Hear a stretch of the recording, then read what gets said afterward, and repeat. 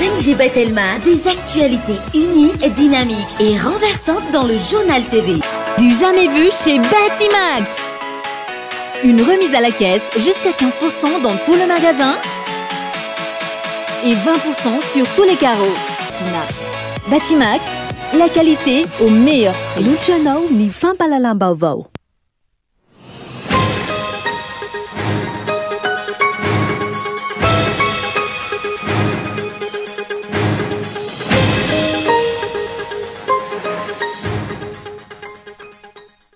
Nanamafy ny ayainy manoloana tsy fahatombanana maro anatin'izao fanavaozana tanteraka ny lesy-pifidianana izao.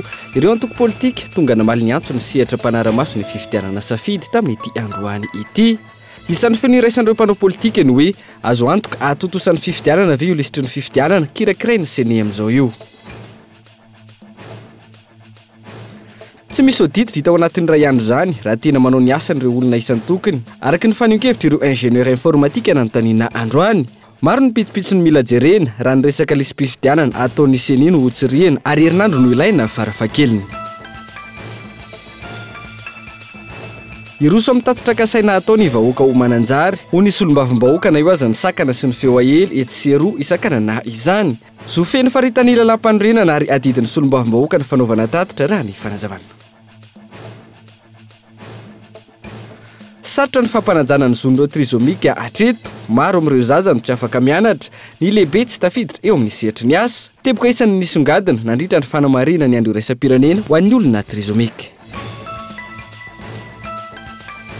Eo amin'ny maresaka iraisam-pirenena, tsy hijanona ny hetsika fitokonana, manoloana ny tsy fankataovana ny fanemorana ny taona ho fitsitrondronono any Frantsa. Tsy nankataovany teo anivon'ny anteny meram-pirenena motion de censure izay natao andravana ny gouvernemanta. Arovetra ny andindininy mahakasika ireo.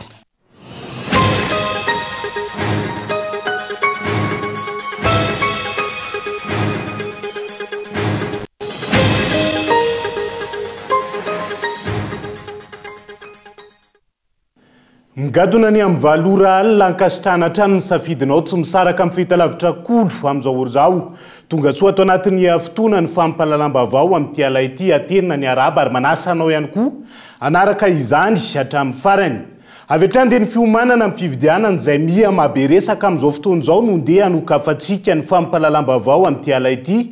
Nanamafy ny ayay ny manoloana ny tsy fahatombanana maro tsy kaditra ao anatin'ny fanavaozana tanteraka ny lisy-pifidianana. Ireo antoko politika tonga namaly ny antso ny sehatra mpanara-maso ny fifidianana safidy tamin'ity androany ity. Isan'ny feony raisan'ireo mpanao politika ny hoe azo antoka natontosana ny fifidianana avy eo lisitra vaovao izay mbola kirakirana hatramin'izao io. Fanontaniana izay tsy mbola misy valiny hatreto Hilary Nasoloniainy. Maro ny ayahin'ireo antoko politika mahakasika ny fanavaozana tanteraka ny lisy-pifidianana nandritra ny fanadihadiana sy ny fitsirihana nataon'izy ireo. Nanamafy izany ny tsy fahatombanana maro nasongadany sehatra mpanara-maso ny fifidianana safidy taoriny ny fanara-maso ifotony no tanterahan'izy ireo tahaka ny tsy fanarahan-dalana samihafa nataon'ireo tompon'andraikitra na ireo iraka avy amin'ny seni izany na avy amin'ny fokotany. Ho an'ny antoko malagasy miara-miainga manokana efa hatrany amin'ny volana septambra no nanao tatitra sy fampahafantarana teny anivon'ny seni ny amin'ireo tsy fanarahan-dalana sy ny tsy fahatombanana samihafa saingy tsy mbola nisy noraisin'ny seni izany hatreto. Isan'ny zavatra nisongadina tanatin'ny fanazavana nentina teo moa zany dia misy maromaro ny atao hoe anomalie moa fiantsony anazy eo tanatin'ilay fanatanterahana an'ilay refonty fa naneo anivon'ny safidy aloha dia efa nahita fa nisy fombafomba izay tsy voahaja tanatin'ny fanatanterahana an'ilay refonty nisan'izany misy resaka hoe misy antsona tsy natao araka ny tokony ho izy atan'izany misy resaka hoe collectana CIN nanaovana an'ilay refonty zavatra maromaro ohatran'izany izay mipetraka sahady ny aya anatin'ilay fandamihana sy ny fomba nanaovan'ny seni an'ilay refonty io ka samy miatra izay tsika eo anivony antoko malagasy miara-miainga moa efa hanomboka tamin'ny volana septambra no isaka mahita zavatra tsy manara-dalàna dia tsy misasatra manoratra any amin'ny seni. Hatreto aloha zany dia tsy ienon'ny seni ireo fanamarihana hoentin'ireo sy ny fanitsinana angatahan'ny malagasy miara-miainga sy ny antoko politika maro samihafa. Tsy ny antoko malagasy miara-miainga ihany, teboka maro no mbola mampametra-panontaniana ireo antoko samihafa manoloana ity fanavaozana ny lisy-pifidianana ity hatrany.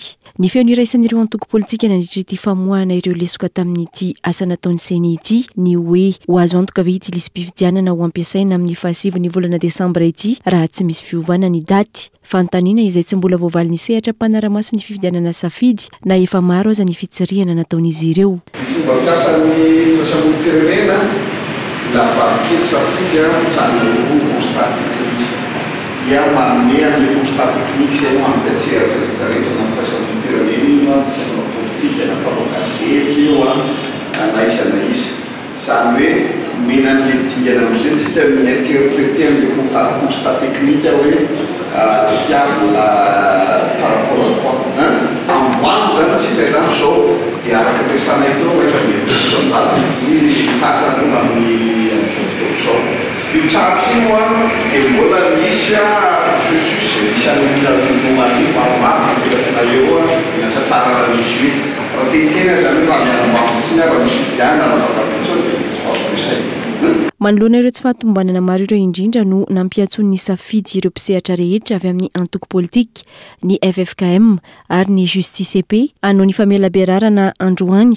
Antoko politika maro no tonga namaly ny antso saingy tsy tonga nanatrika izany kosa ny solotena avy amin'ny antoko ny fitondrana ankehitriny.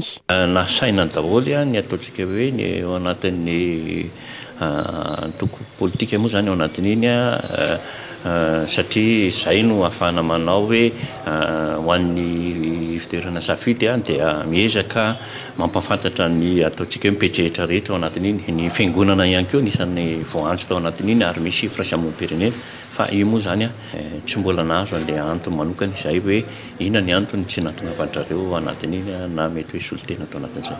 Mahakasika ny audit na ny fitsirihana rekajy mirindra izay ho taterahan'ny OIF na ny Organisation Internationale de la Francophonie nanomboka omaly. Mbola isa ny fanadiadiana ataon'ny safidy amin'ny OIF momba indrindra ny votoantin'ity audit ity, ny tanjona tsy nokendrena ao anatiny ary ny vokatra andrasana amin'izany. Nilaza ny anao famakafakana sy fampitahana araka ny lalàna momba ireo tsy fahatombanana sy lesoka maro tsikaritra ireo ihany koa ny sehatra mpanaramaso ny fifidianana safidy. Fa tsy misy audit na fitsirihana vita ao anatin'ny ray andro zany raha tena manao ny asa an'ireo testeur hoy ny ingénieur informatique nanaovana fanadiadiana tamin'ity androany ity maro ireo pitsopitso no mila jerena raha ndresaka lisam-pifidianana ataon'ny senino hotsirihana ary farafahakeliny herinandro no takiana ao anatin'izay onona saina. Araka ny voarakitra ao anatin'ny fanasana nataon'ny SENI miantefa amin'ireo antoko politika sy firaisamonim-pirenena androany no tanterana ny fitsirihana ny antotan-kevitra arakajy mirindra mirakitra ny listry ny mpifidy na ny audit de fichier électoral nataon'ny Organisation Internationale de la Francophonie ary rahampitso no ambara amin'ny fomba ofisialy ny vokatry ny fitsirihana izany hoe iray andro no faharetan'ny fitsirihana ny listry ny mpifidy izay olona maherin'ny folo tapitrisa no voasoratra anarana raha nitatitra farany avy amin'ny SENI feptona izay tsy mitombona ary tsy ampy amin'ny fanaovana ny audit hoy ireo ingénieur informatique ananontaniana androany izay nisy ny safidiny tsisy eo endrika. Ny fanontaniana mipetraka mahaleo tena ve ny olona manao test fa tokony misy testeur mihitsy hafa i test hoe ohatrany ahoana ny fiabilité ohatrany ahoana ny sécurité ny fotoana aloha tena ilaina fa ny ray andro aloha tena fohy loatra ndao ataontsika hoe une semaine na 2 semaines andao ataoko hoe suffisamment ampy tsara zany zay satria rehefa mitester ny testeur simuleny mihitsy koa ny zavatra ka possible na ny anatin'ny sainy ihany raha ohatra zao tapy dia inona ny anaovany ireo raha hoe rehefa natao teto ty zavatra ty zao ny vokany. Misy critère maromaro aloha zany tokony jerevana ao anatiny ao satria ankoatran'le resaka doublon dia mila verifiena koa ny misy critère na complétude na information misy critère na redondance na information misy karazana grille d'analyse zany dia grille na audit afahana manao an'izay dia mila ohatrany karazana checklist be dia be ny ao anatiny fa tsy vita vetivety tsy ray andro aloha tsy ray andro ny valiny fa minimum tokony hoe herinandro eo zany farafahakeliny satria tokony méticuleux mijery an'izay zavatra izay. Misy fenitra iraisam-pirenena takina amin'ny fanaovana logiciel iray ary tahaka izay ihany koa ny fanaovana ny audit raha ny fanazavana reto manam-pahaizana momba ny informatique reto hatrany maro ny pitopitsony takina indrindra zava-dehibe toy ny lesim-pifidianana no hotsirina. Misy cahier de charge mazava ho azy fa rehefa ataony logiciel anankiray dia misy ny atao hoe modélisation zay antsoina hoe modélisation ana base de données fany ny tena anisan'ny zavatra anankiray ngeza be tsisy fay zany de sécurité hoe tsy redondant ny données miditra ao raha napiditra zany ohatra hoe raha masondrano Andriamanjaka laharana fahatelo tsy tokony misy laharana fahatelo miverina indrotsony any mety hoe miteste an'le izy mety hoe mandeha tsara raha ataoko amin'ny teny tsotra aizan'ny olona azy zany izy hoe manao test tsotra izy zany hoe zao no antony ilana an'ity logiciel aty de atao zany ny testeur ohatrany hoe mampiditra mpividy anankiray de raha ohatra mbola ampidirina andre mandevy ny olona iny ohatra zany de mbola raisin'le logiciel normalement zany alohan'le logiciel anaiky fa ampidirinao le olona tokony hoe misy vérification nataonao zany manana certificat de résidence normale ve le olona so de hoe olona aty Antananarivo no mipetraka nefa no anaovantsika inscription ohatra any Androy tokony manome code d'erreur zany raha ohatra zay no ahafantaran'ny maro azy ho testena sur les différentes cas possibles zany de tsy vitandray andro aloha zany satria tsy maintsy anao rapport d'audit ianao rehefa avy eo tsy maintsy anao simulation normale ianao de avy anao faux simulation ianao rehefa avy eo isan'ny tokony ho tsirina ihany koa ananana lisitry ny mpifidy madio raha ny fanazavana ny hoe tena ireo voarakitry ny ratsa magaiky any senite ny fotony tokoa ve no tafiditra ao anatin'ilay listim-pifidianana ary voarakitra ao daholo ve ny antota-kevitra rehetra ka azo amarinina na verifiable ilaina fitandremana ihany koa amin'ity resaka rindram-baiko sy antota-kevitra arakajy mirindra ity raha ny fanazavan'ireo informatisiana ny hoe izavy no afaka mikitika sy manova ny voarakitra ao anatiny iantona ny fiarovana na ny sécurité sy ny fangararana antony zany tranga métisseux ny hoe tsy misy tomika ilay logiciel sy ny asa tsirina fa aorian'izay no mandeha ny fanovana samihafa ka tokony hamalina ny rehetra tsy ivona tsy nankasitraka ity fitsirihana ataony CENI miaraka amin'ny OIF ity ireo antoko politika omaly ka nivoaka ny efitrano tsy mitombona hoy izy ireo ny hoe ny fandraisana anarana mbola mandeha nefa atao ny fitsirihana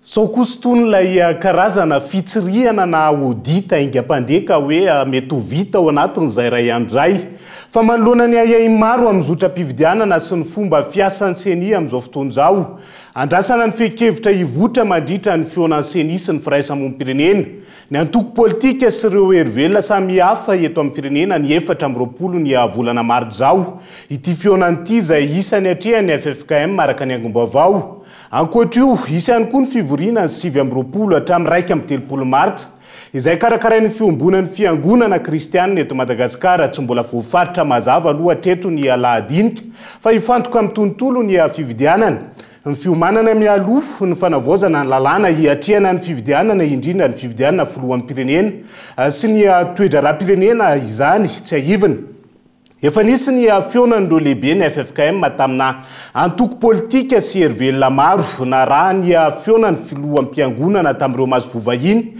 solotena ny firenena mikambana eto amintsika maro ny fionana sy ny fiomanana izay ataony ny FFKM tatoato izay heverina isy fanapahan-kevitra lehibe momba ny raha-pirenena ary ho taterina eto amin'ny fampalalam-baovao miandalana mono mahakasika izay fa manao ahoana ny fahitanao ny fanomanana ny fividianana amin'ity taona ity io ny fanontaniana napetraky ny agence capsule miara-miasa amin'ny Kolo TV FM tamina olona miisa 700 ny 9 hatramin'ny 10 ny volana martsa lasa teo ny vokadray fanadihadiana izay no ndeha raha tsika ao anatin'ity fanadihadiana tanteriny Daniela mino aso ity Ny 9 hatramin'ny 10 ny volana martsa lasa teo olona mihoatra ny 700 12 taona no mihoatra no nametrany ny agence capsule sy ny Kolo TV FM fanontaniana manao ahoana ny fahitanao ny fanomanana ny fividianana raha ny vokatry ny fanadihadiana natao ny 770 isanjato ny laza fa maro ny olana tsikatra ka tokony hovahana ny 13 isanjato kosa ny laza fa mizotra tsaka ny sy andavany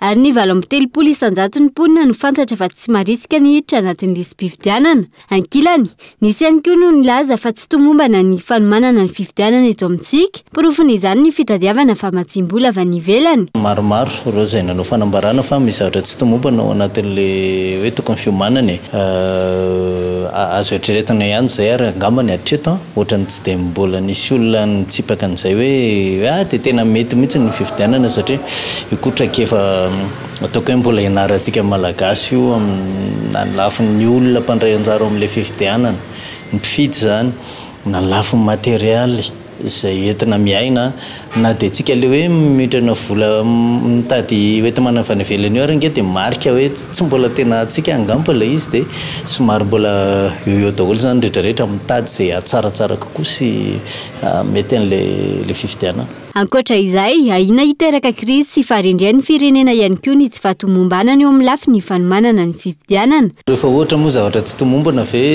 andeha eo farafaratsany raha tsy krizy dia hoe lasa ny atahorana manko izay lasa olona tsy tena mahasolo tena le voafidy mety ho vitsy ny mifidy ohatra dia vitsy zany le solon-tenany olombitsy zany eo dia ina ny ataon'le maro anisa, ina ny heviny, ina ny ao an-tsainy dia ny mifehy olona tsy nandray anjara tena manahirana be mihitsy ary sarotra be mihitsy mampandroso firenena zany raha vao ohatra ka ambany ny fandraisana anjaran'ny olo-pirenena ao anatin'izao dia izay ny io atahorantsika io zany zao dia ny ankoatran'izay moa zany hoe raha ohatra ka hoe ana dia mety hiteraka fifandirana mihitsy le izy mazava ho azy hiteraka fifandirana ary zany daholo ny tanjona rehefa manao fifidianana mba tsy isian'ny fifandirana mba tsy isian'ny lolony hitantsika zao ny fifidianana tany États-Unis farany teo hatramin'izao mbola mifanenjinenjika eo andro zareo nefa niara firenendehibe io. Jehivina ho tanterana ny 9 novambra 2024 avy izao ny fifidianana filoham-pirenena fihodinana voalohany raha ny 20 desambra 2024 kosa ny fihodinana faharoa hatreto anefa mbola maro ny lesoka tokony harena amin'ny fanavozana tanteraka ny lisam-pifidianana ny tatra nataony sehatra mpanaramaso ny fifidianana safidy farany teo izay nanamafy ny tsy fanarahany ireo fokontany 5.5 isanjato ny voalazany lalàna. Fa tsy maintsy roso amin'ny tatraka saina atao amin'ny vahoaka mananjara ny solombavam-bahoaka na eo aza ny sakana sy ny feo ahely etseroa isakanan'izany azo feno fa ritany lalam-pandrenana ary adidy tsy maintsy ataony ny solombavam-bahoaka amin'ny vahoaka moa zany ny tatitra toy izao ka tsy tokony isy ny sakana mikasika izay Gaëtan Andriatsilavo. Nandefa taratasy tamin'ny préfet ao an-toerana ary nangataka lalana amory vahoaka ny solombavam-bahoaka voafidy tao mananjary. Antony zany ny anaovana tatitra amin'ny vahoaka araka ny voafaritry ny lalam-panorinana sy amin'ny mahadidy tsy maintsy anatanterahany solombavam-bahoaka izany. Mandeha ny feo ankehitriny fa isy ny sakana ary tsy ho azo atao ny mamory vahoaka ao an-toerana. Araka izany naneo ny hefiny ny solombavam-bahoaka ka nilaza fa tsy maintsy irosona io tatitra atao amin'ny vahoaka ao mananjary io. Koa eto izahay satria mandeha ny sao eto mananjary fa isy ny sotasota amin'izany tatitra zay ho ataon'ilay solombavam-bahoaka zay apetrako tsara fa hoe zofeny faritany lalam-panorenana ary adidy tsy maintsy ataonay solombavam-bahoaka amin'ny vahoaka zany fanaovana tatitra zany. Koa eto izahay dia magnamafy fa izahay dia iroso izahay ary tsy tompona andraikitra raha ohatra ka misy ny fanakansakana satria izahay dia anao zavatra ampilaminana ny ray andro fosiny io amin'ny sabosy io dia vita hiara-onigna ety andro sika lahady. Koa mampitandrina izahay ireo rehetra te hanakorontana an'izany tatitra andeha ho ataona izany dia tompona andraikitra nareo, tompona andraikitra tanteraka nareo fa izahay dia tsy maintsy hiroso ary amita hatramin'ny farany an'izany tatitra ho ataona izany. Isan'ny nanaitra ny be sy ny maro ihany koa nahita ilay taratasy navoaka ny préfet ao Tomasina mikasika ny fifidianana. Voalohany, tsy mbola nisy filazana tamin'ny fomba ofisialy avy amin'ny fiadidinan'ny Repoblika mikasika ny datim-pifidianana izay efa natolotry ny CENI sy nankatoavin'ny fitsarana avy momba ny lalam-panorenana. Raha ity taratasy ity, ny préfet ve izany no manambara amin'ny fomba ofisialy ny datim-pifidianana amin'ny ity taona ity? Faharoa, raha io taratasy nivoaka io, tsy mahazo manantanteraka didy intsony ve izany ny vady tany ary tsy tokony tsara sy amoaka didy mikasika ny fangatana fanesorana ao Tomasina ny mpitsara? Raha ny hita aloha miseho miariary fa misy ny fanapahan-kevitra politika izay manohitohina ny fahaleovantenan'ny fitsarana. Andrasana ny mety hotohiny na ity tranga ao Tomasina ity na ilay tranga ao Mananjary. Lafomba voafa kosa indray dia ny tsy fanomezana lanja ny mpandrefitany Paira mahatonga ny fanorenana tsy ara-dalàna maro misy manerana nosy amin'izao fotoana izao. Hoy ny filohan'ny olafitry ny géomètre expert tamin'ity androany ity, izy ireo izay tokony alolalana amin'ny fanorenana foto-drafitrasa rehetra saingy tsy mbola izay ny zava-misy eto Madagasikara amin'izao fotoana izao. Onona saina. Ny 20 tany eto Madagasikara ihany no mbola voajary, voasoratra amin'ny tompony arivo aro araka ny atotanisa azo avy amin'ny olafitry ny mpandrefitany Paera tamin'ity androany ity. Ny géomètre expert izay miisa 700 misandraka amin'ny sehatra miankina sy tsy miankina amin'ny fanjakana, manao ny asa fandrefesa-tany miankina amin'ny fananantany. Vitsy anisa oharina amin'ny asa miandry ary tsy mbola tafapetraka amin'ny toerana tokony isy azy ihany koa raha ny eto Madagasikara. Tsy misy foto-drafitrasa azo tanterahana raha tsy ny mpandrefitany aloha no mialo lalana mitratrehatra voalohany. Manana lanjany ary tokony apetraka amin'ny sehatra maizy azy zany mpandrefitany zany erak'izao tontolo zao. Ho an'ny vahoaka rehetra, ho an'ny tompona tetikasa rehetra raha manaraka amin'ny fendritsika amin'ny resaka fandrefesana dia mino izahay fa anaraka ny norma tsara, anaraka ny fenitra tsara, ny foto-drafitrasa zay tiatsika orina eo amin'ny toerana anankiray.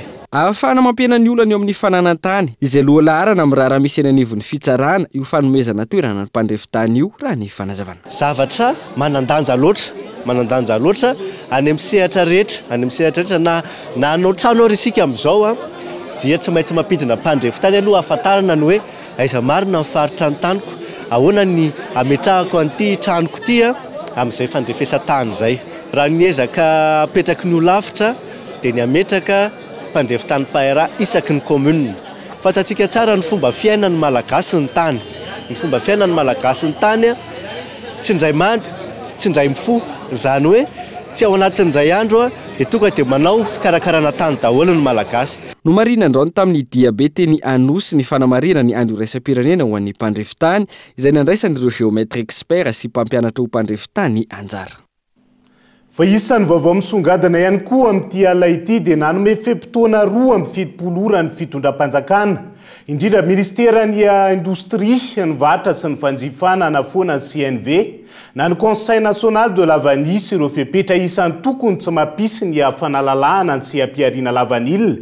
Ny SOS Avenir izay voavonana ivondronan'ireo mpisehatra avy any amin'ny faritra Zava araka ny fanambarana izay nataon'izy ireo tamin'ity androany ity efa maherin'ny 5,000 hatramin'ny androany ireo nanao soniny fanambarana ary manaiky ny firosoana amin'ny hetsika mafimafy kokoa raha tsy misy valiny mahafapo avy amin'ny fanjakana ao anatin'izay.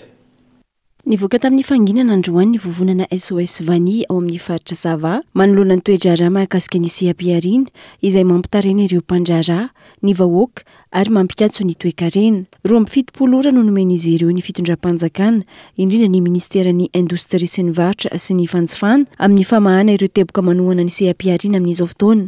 Fangatahana izay namafisin'ireo mpandraharaha maro. Kely sisa dia ifarana ny campagne 2022-2023. Mbola tsy mahatratra 20% ny exportation zay tokony ho ataontsika amin'izao fotoana izao. Ka misy aloha zany ny vahaolana zay tena hoe foezaka. Io resaka CNV io tena mambotra anay io. Io resaka prix plancher io mandrebireby anay io. Misy ange mividy amin'izao ny kitsa efa any amin'ny 30,000 ariary ny kilao Zava-misy zavatra iainana any amin'ny faritra ny Talasy Sambava iny amin'izao fotoantsika miresaka zao. Manararaotra ny olona zay manana agrément. Tsy azo atao inona mihitsiny. Ny gourmet efa any amin'ny 120,000 ariary ny sasany mividy. Lasa fanararaotana ange zany satria izy rehetra manana ny agrément dia izy ny afaka mividy eo. Inona ny azo atao? Tsisy azo atao ka tsisy teboka BDP firy fa ny CNV foanana, ny prix plancher foanana, ny agrément foanana. Namafisan'ny vovonana SOS Avenir nandritra ny fanambarana androany fa tsy mbola foana ny lalàna 7 tsipika 8/7 ny 4 Novambra 7 mazava ny voalazany 9 fa malalaka ny fiariana lavanilina ka tsy ekena ny famerana ny vidiny na izany ny vidianana azy na ny amarotana azy. Tsy misy afa-tsy ny lalàn'ny tolotra sy ny tanàdy araka izany no tokony hamaritra ny vidiny lavanilina na izany eto amin'ny tsena anatiny na iraisam-pirenena. Maherin'ny 5,000 hatramin'ny androany ireo nanasony ny fanambarana ary manaiky ny hirsoana amin'ny hetsika mafimafy kokoa raha tsy misy ny valiny mahafapo. Ny vovonana iny nangataka an'ilay hoe 72 heures ka ery zareo ny anapa-kevitra rehefa tapitra ny 72 heures. Maheno siosio koa zay hoe ampidina délégation ny fanjakana eto dia manafatra sahady izahay vahaolana tompoko no entina fa tsy fampanginan-jaza efa ampy zay ela zay ny afiana ela zay ny aretana ny marary tonga dia fanapa-kevitra entitra no andraindraina aminareo amin'ny taom-piotazana manaraka indray ny campagne 2023-2024 indray a mifandinika ambolona tabatra indray ary any fotony ny atao fa tsy aty amin'ny fanjakana foibe. Fanjakana foibe tsy mahafantatra hoe inona ny tena marary ny vahoaka, inona ny tena tadiavin'ny vahoaka. Aiza ve koa hoe Sofia zao 30% ny vokatra lavanila eto Madagasikara ny avy any fatry Sofia nefa ny any amin'ny Sofia zao tsisy manana agrément na de ny ray ara. Zavatra tsy azo eritreretina mihitsy ny zavatra ohatr' izany.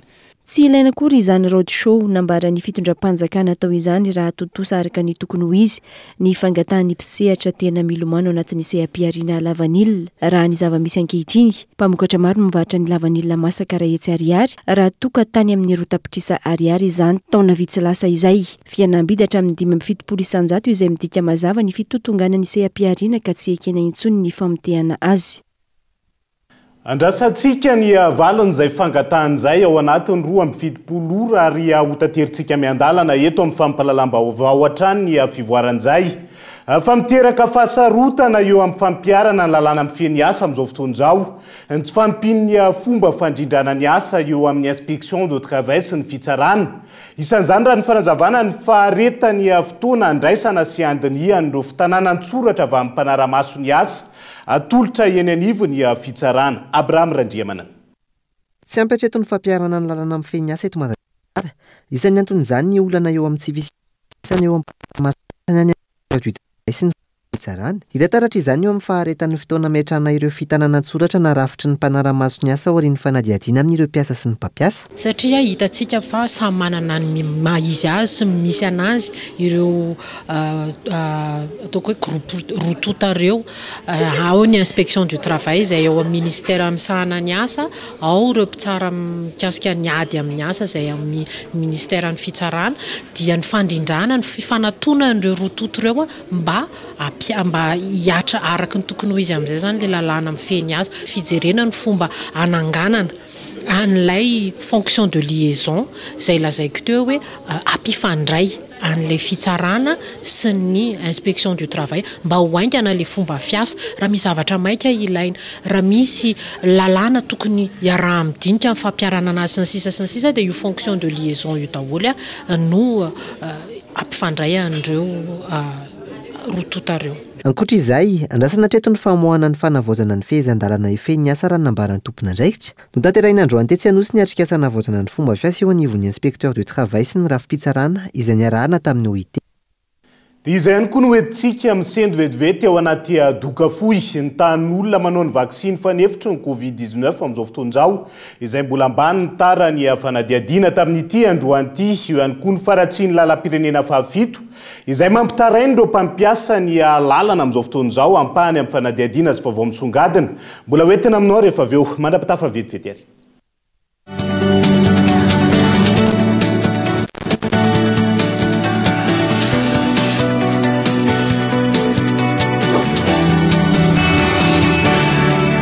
Vous étiez très nombreux la première fois et cette fois, on vous offre encore plus. Du jamais vu chez Batimax. Une remise à la caisse jusqu'à 15% dans tout le magasin et 20% sur tous les carreaux. Je dis bien 20%. Offre valable uniquement du 15 mars au 15 avril. Alors, n'attendez plus. Rendez-vous dans nos showrooms Batimax, Anjar et Tsarlalan, ex-Safina. Batimax, la qualité au meilleur prix. Finday Katu, smartphone na vaovao be, S Prime. Finday raiky fandraisanao maharitra amin'ireo akaiky anao amin'ny vidiny 399 000 ariary. Misy fihenam-bidy koa amin'ny finday iFeel Prime, FM Prime, sy ny Mifi 4G. Tonga vahaigna ny amin'ny Telma Shop anjifan'ilay ho anao. Telma, safidiky numéro 1 malagasy.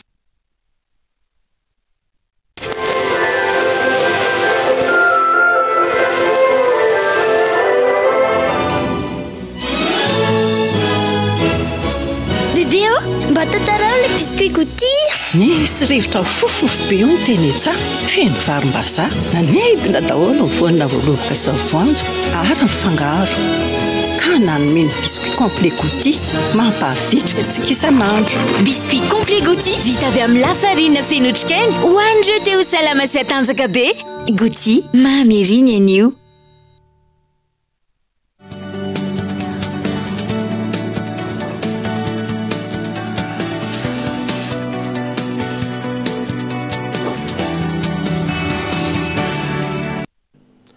Atenina trany ny araba tongo klasy tongo vavy tonga soa atao anatin'ny tapany faharoa amin'ny fampalalam-bavao amin'ity ala ity.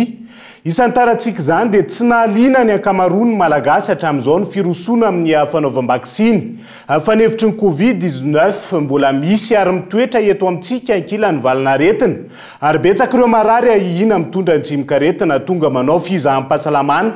Eny anivona mpitsabo tsy miankina iray raha ny fanadihadiana natao tamin'ity androanyity. Gaeton Andriatsilavo. Ambany raha oharina amin'izao tontolo izao ny ta amin'ny fanaovam-bakisiny eto Madagasikara. Raha ny atotanisa farany navoaka ny UNICEF ny volana Oktobra 2024, 5.5 ponina eto Madagasikara no niroso tamin'ny fanaovam-bakisiny faritra voalohany, raha manodidina ny 50% kosa ny tanjany ministera tompon'andraikitra amin'ity taona 2024 ity. Ny tsy fahampiny fanentanana sy ny tsao no heveriny OMS na ny Organisation Mondiale de la Santé ho antony izany. Ho an'ny mpitsabo tsy miankina nanaovana fanadihadiana, ny enao 10 isan'andro amin'izao fotoana ny cas suspect na olona ina mitondra ny valanaretina Covid-19 tonga ao aminy, ahitana ireo fambara. Covid zany izy no tena hoe cas suspect zany le ahahina, fa ny tena hoe Covid moa tsy maintsy amin'ny alalan'ny fitiliana ny tena confirmer azy hoe vola olona. Fa le zany mahatratra misy tsy lasaka ny 10 isan'andro aloha ny ahahina io mbola Covid. Le izy zany amin'izao fotoana ohatry ny grippe malakotsako dia manavy dia malaikoma dia reraka le olona dia eo moa zany mbola misy ihany koa le tsy dia mahitsirona sakafo, tsy mahazo tsirona fofona, tsy mahifofona le olona. Raha ny tarehimarika farany navoaka ny ministera tompon'andraikitra ny 1 hatramin'ny 17 ny volana Martsa lasa teo tsy ahivina, olona iray no namoy ny ainy. Miisa 30 ireo olona voamarina fa marary ny Covid-19 eto Madagasikara, ka ny 420 amin'ireo voamarina ho tranga vaovao ary ny 9 tamin'ny alalan'ny famindrana. Tokony ho maila ohatrany ny tsirairay manoloana ny valanaretina Covid-19. Tokony ho ajaina sy arahina tsakany sy andavany ireo fiapetrasakana rehetra raha misy olona ahahina, indrindra manao vaksiny, ampitombo ny hery fiarovana. Io zany fampiakarana ny hery fiarovana, faharon'izay rehefa misy ahahina hoe vola dia tokony anao le barrière ihany zany le fitandremana rehefa mahatsapa hoe ahahina le olona. Dia fahatelo moa zany raha ny teny hoe vahaolana maritra zany tsy zava-tsy ny fanaovana vaksiny, satria tsy fantatra hoe mety rapizy raha rapizy anao misy amindrany izy, dikan'izay zany tsy zava-tsy ny fanaovana vaksiny. Ny tena ny zao mifanerasera amin'ny marary isan'andro rehefa na vaksiny intelo misesa dia hita hoe miakatra ny anticorps fiarovana amin'ny Covid rehefa nanao analizy, dikan'izay zany matanjaka ny anticorps dia tsy atahorana. Mety ho vofanao ny anticorps matanjaka dia tsy atahorana iomby ny aretina. Tokony hitandrina hatrany araka izany ny olona tsirairay manoloana ny fianaky ny Covid-19 ary tokony hanantona mpitsabo avy hatrany raha misy ny tranga mampiaya. Fa ankoatran'ny faratsin-dalana amin'izao fotoana izao, maro ireo fiotsahana mety hitera-doza ho an'ireo mpitatitra sy ireo mpampiasa ny lalam-pirenena fahafito. Ny lalam-pirenena fahafito izay tapaka ny maraina teo noho ny fiakaran'ny rano tao Behenjy. Gaeton Andriatsilavo. Noho ny amaroany rotsakorana omaly, niakatra ny rano tao Behenjy ny maraina teo tokony ho tamin'ny 3 ora. Tapaka vokatr'izay ny lalam-pirenena fahafito teo amin'ny 20 kilometatra mialana Antananarivo. Nitohana ny fifamoivoizana tao an-toerana ka tsy navela iainga ireo fiara avy amin'ny fasan'ny karana, iazo ny tapan'ny Atsimon'ny Nosy, ny andro ny fianan'ny rano. Tokony ho tamin'ny 10 ora maraina vao nanomboka ny ena ny rano, ka izay vao afaka nandeha ireo fiara. Tsy ny fiakaran'ny rano ihany, maro ihany koa ny tany miotsaka atahorana hitera-doza amin'ny lalam-pirenena fahafito, vokatry ny rotsakorana sy ny faratsin'ny lalana. Ny tany miotsaka aloha atao tsy Behenjy atao amin'le hoe commune rurale-ny Akatolala zany miotsaka makaty ampovoan'ny arabe. Raha ny lalana rehetrarehetra ty amin'ny tapany Timray Manontolo mialeo amin'ny tobetona amin'ny Vasangarana izay point noir natahorana dia any Andohanilaka ka moa iny efa tapaka ny tetezana ary dia tenenjy fa mampiay atateraka atatsy ny tanànan'ny Ambato Fitra Vato nefa ny Antana be milany raha va ty Antananarivo amin'ny ilany akosy efa tena mampatahotra tanteraka raha ohatra ka andehanan'ny camion izay vesatra mihoatra ny 3 taonina dia atahorana hiotsaka tanteraka mihitsiny ary ho tapaka ny lalana ary raha tsy mitandrina izy dia hitera-doza ho amin'ny fiara mifamoivoy amin'ilay arabe. Ahitana tany miotsaka ary mety hampidi-doza ihany koa amin'izao fotoana ny lalana manakaiky ny Vohiposy. Ny ao ambonina an-dranomasina izay ahitana point noir misy 2 ho an'ny RN25. Maro ihany koa ny fahasimbana tsikaritra amin'ny RN34 sy ny RN35. RN34 35 mahazo amiandro vazo Morondava Belo Siritirbiana dia efa tatahorana fa saingy efa mba misy mba mijery kely le point noir fa ny ankoatran'izay dia mbola atahorana be miala eo Betao mandrapahatongany amiandro vazo, miala eo amiandro vazo mandrapahatongany Manaimbany. Tsy ny lalam-pirenena miazo ny tapany atsimon'ny nosy ihany. Maro amin'ireo lalam-pirenena manerana ny nosy no ahitana fahasimbana. Mety tera-doza ho an'ireo mpitatitra sy ny mpampiasa lalana amin'izao fotoana. Isan'ny tena mampitaraina ireo mpampiasa lalana ankehitriny ny ao Antsohihy, Befotaka, Ambanja ary ny avy eo Ambilobe hiazo an'i Diego ho an'ny lalam-pirenena fahaenina. Miainga eto Antananarivo hatrany Moramanga ho an'ny lalam-pirenena faharoa. Maro araka izany ny lalam-pirenena azona fitarainana amin'izao fotoana izao, asa mbola ho lavitrezaka ve ny fanamboarana ao anatin'izay, fa mbola sarotra ihany koa ny fampanajana anjon'ireo olona trizomika eto Madagasikara ho ireo fikambanana amin'ny sehatra ao anatin'io. Vokatr'izay, maro amin'ireo zaza no tsy afaka mianatra araka ny tokony ho izy, eo ihany koa ireo tsy tafiditra anatin'ny sehatry ny asa. Teboka isan'ny nisongadana nandritra ny fanamariana ny andro iraisam-pirenena ho an'ny olona trizomika avokoa ireo tamin'ity androan'ity olona say.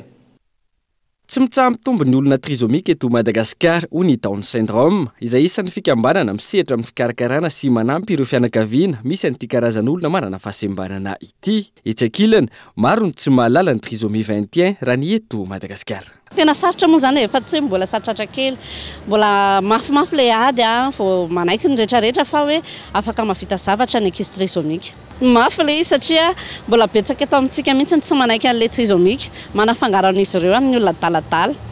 Dia nefa ny trisomika efa hatrany am-boky, manana déficience intellectuelle, dia hita amin'ny karakteristika ivelany zany ny anazy, somary ohatrany sinosino endrika kely izy, tsotsobolo kely daholo izy, boribory maso kely, boribory tanana kely, ny lelany koa fohifohy raha teo. Raha ho anay manokana zany dia mitombo, tena mitombo le izy.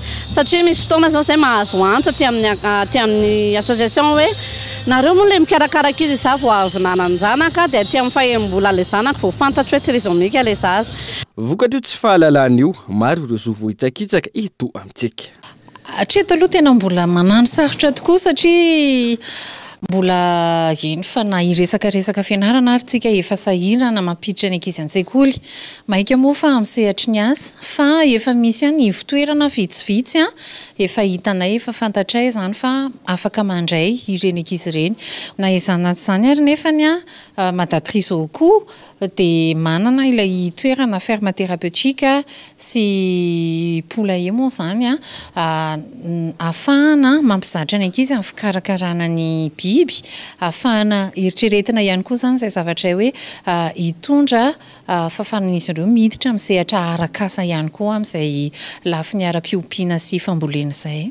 No marina andreo ny andro iraisam-pirenena ho an'ny trisomie 21, isan'ny toerana nanamariana izany ny teny Antanimena sy tetsy amin'ny parvy Analakely. Ao anatin'izay andro iraisam-pirenena izay hatrany fa ho an'ny ala kosa indray, dia notanterahana tamin'ity androan'ity tao Manankazo, Ankazobe, ny fankalazana izay andro iraisam-pirenena ho an'ny ala izay teto Madagasikara.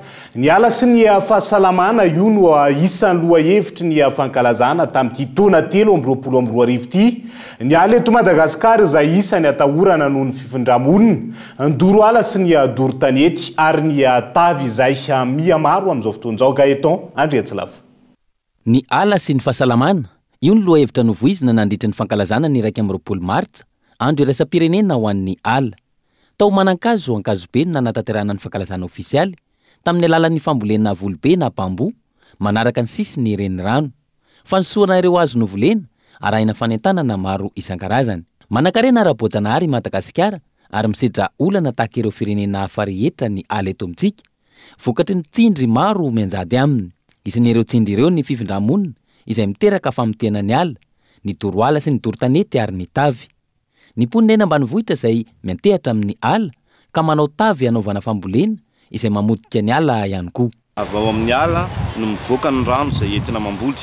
Ny ala no miaro ny tany tsy hiotsaka, miaro ny tanimbary tsy hotototra, dia zava-dehibe zany ny ala. Ary antsika rehetra na andrenivohitra ary dia ilaina ny ala satria manadio rivotra izy ary mitondra fahafinaretana tondra fifaliana ary zay zavatra zay no tena hoe asan'ny ala zay tsy azo sikadinoana ary apatsahivina amin'ity andro raisam-pirenena ho an'ny ala ity hoe mitondra fahasalamana feno ho antsika ny ala. Tafiditra anatin'ny fankalazana ny andro iraisam-pirenena ho an'ny ala ny karakara fifaninanana andehan'ny voalohany antsoina hoe tanàna maitso ny FAO tamin'ity taona 2024 ity. Ny tanànan'ny Turin ao Italia no nandrombaka ny amboara. Ny fahaizana mitantana ny azo lovain-jafy no jerena ao anatin'ny tetikasa izay arosony ny mpifaninana. Manana azo maniry misy sa 5 alina ny tanànan'ny Turin ka ny 2 alina amin'ireo no volena avokoa. Fahorian'ny fampianarana hiditra misehatra ny matianina indrindra amin'ny lafiny arakasy ireo tanora malagasy ka mila mandray ny andraiky ny isan'izany ny fiarovana ny tontolo iainana ka antony irosondro mpianatra. Teo anivony kinam Madagasikara fambolena zanakazo kesika miisa 10 tany arivo mamo ny sabotsy lasa teo Nela Ranevson. Tany mirefy 3 hektara no nanaovana fambolena miisa 10 nataon'ireo mpianatra sy ireo tompon'andraikitra ao anivon'ny Université Kinam Madagasikara. Hiditra ao anatin'ny asehatra matianina ireo mpianatra aorian'ny fiofanana ka antony andraisana anjara dian'izao hoy ny Italia. Ny Kinam zany nanomboka tamin'ny herintaona dia nanomboka namboly azy ny tena antony tsotra kely ny tafiditra anatin'ny fanabeazana ny mpianatra zay. Tsy mijanona fotsiny hoe mena ny fampianarana zay mahazatra any an-tsekoly izy fa tokony entina koa manodidina azy mba ahafahany miatrika an'izay fianarana zay, ahafahany miatrika ny avy amin'ny ina moa zany ny fiainany aoriana. Tsy mijanona ao anatin'ny sekoly ny mpianatra rehefa vita amin'ny fianarana fa tsy miverina anatin'ny fiarahamonina izay firenena anaty fiarahamonina izay dia ity sehatra anankiray ahafahany mahita an'izay fiarahamonimpianatra aloha voalohany fahaizany koa mijery ny tontolo manodidina azy ary indrindra ny fijerenany ina moa zany ny faritra zay iainana satria raha mety Madagasikara ny Kinam dia ny tany be dia be ny tokony volena dia manao an'izay izy manao an'izay didimasina izay. Fiaraha-miasa amin'ny komuna Andrenivohitra Rivonimamy sy ny Kinam Madagasikara ary nanolotra ny velaran-tany ambolena ireo zanakazo ny teo anivon'ny komuna. Fa iverenantsika vetivety ny vaovao manodidina ny olona manana fahasembanana ao anatin'ity vaovao manaraka ity. Mbola maro ny ezaka sy andraikitra miandry ahafahan'ny olona manana fahasembanana misitraka ny zony eto Madagasikara. Hoy ny vovonana iray misehatra amin'izay fampanajana ny zony manana fahasembanana izay. Ny ankamaroan'izy ireo izay tsy misitraka ny zony raha ny hita eny anivon'ny fiarahamonina sy ireo sehatra maro amin'izao fotoan'izao. Tanila Mino Arso. Mbola lavitrezaka ny resaka ahitaka sy adisisika iadinany zon'ny olona manana fahasembanana eto Madagasikara raha nambarany tompon'andraikitra eo anivon'ny platforma misarana ny olona manana fahasembanana. Ny asa atao amin'ny fitakiana ny zon'ny olona manana fahasembanana eto amintsika izay tsy vita ao anatin'ny fotoana fohy. Mbola maro ny zon'ny olona manana fahasembanana, ny olona manana fahasembanana mbola tsy misitraka ny zony amin'ny sehatra maro lafy. Ny ahitakina ny adisisika ataonay amina fitakiana zo ho an'ny olona manana fahasembanana dia tsy vita ny andro anankiray ihany koa fa tena asa mandavataona ilay izy, asa fitolomana mandritra ny androm-piainan'ny olona manana fahasembanana mihitsy aza amin'ny sehatra maro lafa araka teneniko teo. Ny accessibilité moa voatenina eny foana fa ny infrastructure, ny fanabeazana, ny amin'ny fampidirana an-tsekoly ny ankizy, ny fampananana asa ho an'ny olona manana fahasembanana ihany koa sy ny sisa izay mety tsy voatanisa. Na ny fanisana fotsiny ny hoe ny olona manana fahasembanana eto Madagasikara zany zao mbola ezaka be atao izay arahana amin'ny CDM global fanisana ny olona manana fahasembanana fotsiny.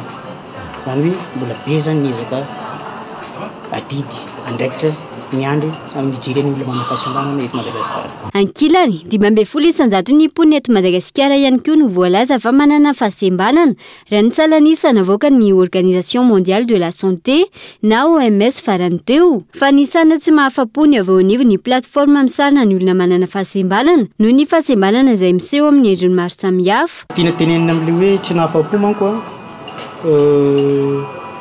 misy fomba fanisana aloha dia misy référence efa nisatra amin'izay. Marina fa mety mitombo isan'ny mponina na mety efa nivoatra ny fikarakarana ny olombelona amin'ny lafiny fitsaboana dia mety tokony hiena ny olona manana fahasembanana.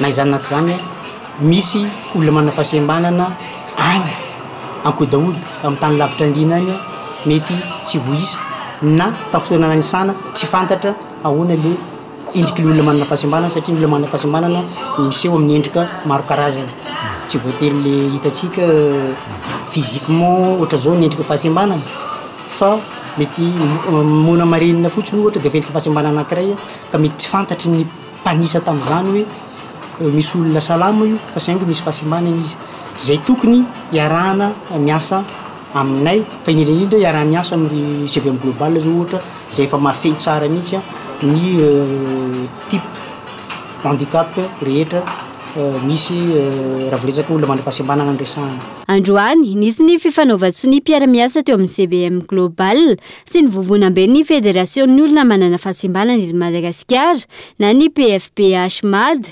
mikasika ny aitaky ho fampisitrana ireo olona manana fahasembanana ny zony. Eo ihany koa ny fanamafisana ny fahaiza-manao ny fikambanan'ny olona manana fahasembanana manerana Madagasikara tanjona ny ara-mietany rototo teo amin'ny fanajariana ny zon'ny olona manana fahasembanana eto Madagasikara sy ny fiatiana ireto farany eo anivon'ny fiarahamonina.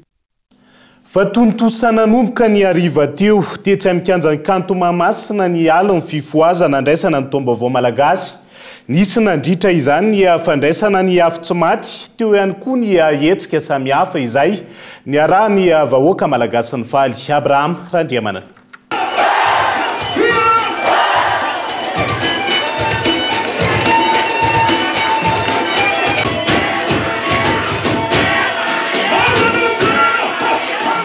Tamin'ny alalan'ny fandraisana ny afo tsy maty nanamafisana ny alan'ny fifoazana andraisana ny taom-baovao malagasy no tanterahina tetsy amin'ny kianjan'ny kanto Mahamasina.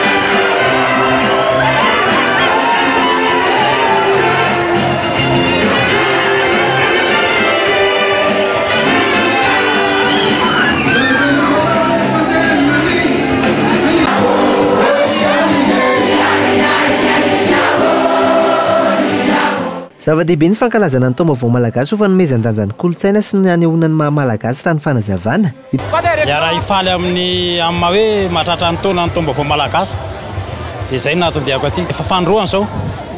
Fandroana. Indroa. Gasy ny tena dia mankalaza ny taom-baovao. Be da be fa miparitadritaka izay. Izy izay io dia tatitra ny afo tsy maty anatrano. Mba hoe mitazona an'ilay fomba avy hatramy izay zany. Zahay mianakavy ao an-trano. Akavy tsy maty ny andehanana anay aty. Mba mandala ny fomban-draza anay dia izay ny angalana ilay afo tsy maty. Anomboka tamin'ny 5 teo izay ny tety. Mbola tsy fantatra fa mety zadra-parenany andro ngambany na mbola tsy fahitsaiko, mbola arakaraka. Mahatsiaro fa zava-dehibe loatra amin'ny malagasy ny farany taona tahaka an'izao anaovana ny tsy mandrimandry izay rahana mifaly sy mikorana. Dia izay zany no antony tsy hoe mandany fotoana fa miara-mitotorebika sy mifaly miaraka amin'ny malagasy. Nomanina zany maro misy ny fitafy malagasy dia eo ihany koa moa ireo zavatra maro araky ny fotoana moa zany dia efa nomanina hoe ho aty dia misy ny akora izay nampiasaina zany amin'izay maha-malagasy izay hiatrehana ny fidiovana sy ny rehetra dia tatak'izay zany. Ny avana amin'izao tamin'ny voalohany dia manentana antsika malagasy mba hivotanteraka ny maha-malagasy antsika satria izay tia ny tanindrazany dia mipetraka ny maha izy azy ny firenena. Ito androany alina sy rahampitso ny fankalazana ny fanamariana ny taom-baovao malagasy itsy amin'ny kianjan'ny kanto Mahamasina.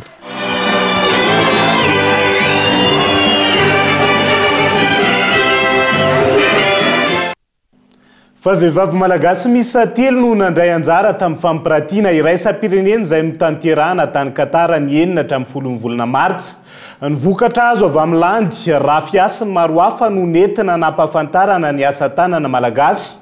Arak'izany misokatra amin'ireo firenena arabo ny asa tanana manomboka izao ary tanjona ny ampiroboroboana ny fanondranana ny vokatra ao anatin'izay fanampanazavana. Malaza eran-tany ny vaniantsika ny kakao misy maromaro ihany toy na ny rafiara izay anisan'ny ikoizan'ny olona ankehitriny ka izany no antony nitondranay rafia satria averiko ombieny hoe ny 5.7 isanjato ny filana rafia eto an-tany dia avy eto Madagasikara avokoa ka manamaizy azy ny vokatra vita malagasy sy ny akora fototra malagasy fa anjarantsika no manandratra azy sy mampiseho azy amin'ny tokony ho izy. Hatreto aloha tsy nisy fahasarotany ny douane satria entana vitsivitsy no nentinay manana droit normal ny mpanao asa tanana. Dia izay ihany koa no hoentsika miampita ao anatin'ny maresaka iraitsy amin'ny pirenena amin'ity ala ity. Tsy hijanona ny hetsika fitokonana manoloana ny tsy fankatoavana ny fanemorana ny taona ny fisotrondronoana ny Frantsa amin'izao fotoan'izao. Omaly tsy nankatoavany teo anivony ny antenimera-pirenena motion de censure izay natao andravana ny gouvernemanta ao anatin'izay. Ia mafy hatrany hinihetsika tsy fanekena ny fanemorana ny taona ny fisotrondronoana ao Frantsa na efa nolaniny ny fanjakana izay izany lalana izany natao ihany koa ny tsisy fankatoavany ny teo anivony ny antenimera-pirenena ny motion de censure izay napetraka ho fanonganana ny gouvernemanta. Fatra maro tao Frantsa no nahitana izany fihetsiketsehana izany fa koa miparitaka eraky ny tanàna no doran'ireo mpanao fihetsiketsehana ihany koa ny vago. Saika nanaovan'ireo vahoaka fihetsiketsehana avokoa ny fatra maro na ireo fatra izay tsy azo anaovana izany azy. Midika ho fankatoavana ny fanemorana ny taona ny fisotrondronoana ny tsisy fanekena eto anivony antenimera-pirenena ilay motion de censure raha ny fanazavana. Tsy hijanona ny hetsika ary iamafy raha ny fanazavana. Amin'ny alakamisy ho avy izao no ifampitaona ny rehetra ary amin'ny fotoana io no tena mafy ny fihetsiketsehana ho fanoherana ny fanemorana ny taona ny fisotrondronoana raha ny tatitra hatrany.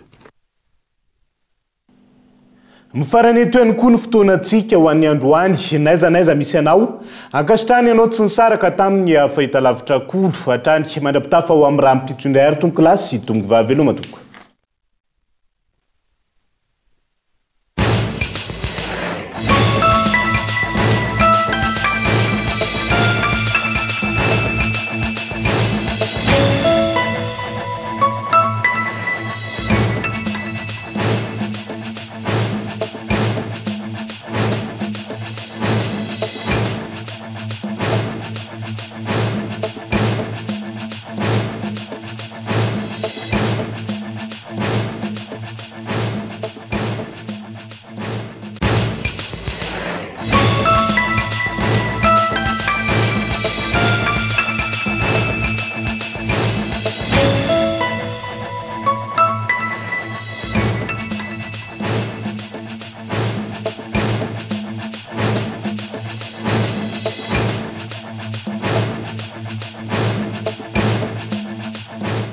Du jamais vu chez Batimax. Une remise à la caisse jusqu'à 15% dans tout le magasin et 20% sur tous les carreaux. Batimax, la qualité au meilleur prix. Vous a présenté Nivava. 5G Batelma, des actualités uniques, dynamiques et renversantes dans le journal TV.